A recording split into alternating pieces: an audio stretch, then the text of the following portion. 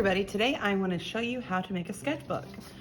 Here are some examples that some second graders have made while in art class. With these, they hole punched and used string to attach a cover and a back cover.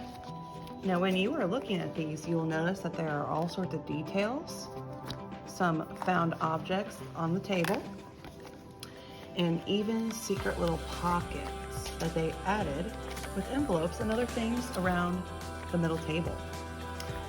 You are free to use anything on the middle table as long as you use it appropriately.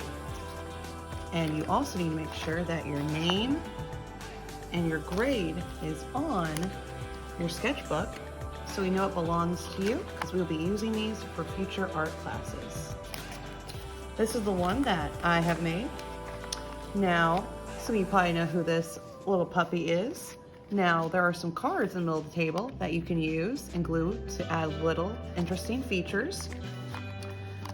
In the inside of my cover, I added a secret pocket with an envelope so I can hide little drawings I make later.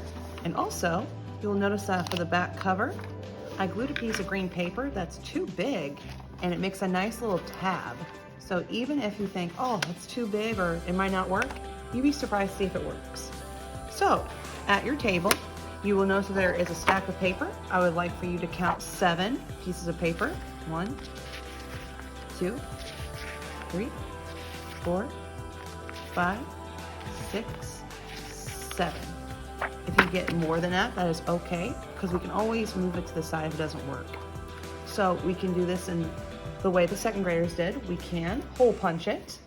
I did 3, because that's all you need, 3 hole punchers. And you just take your hole puncher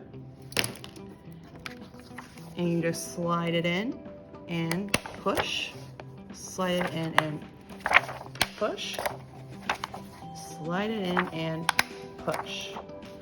Now this could work. Now if you do not want to hole punch it, we could use a stapler and just go instead.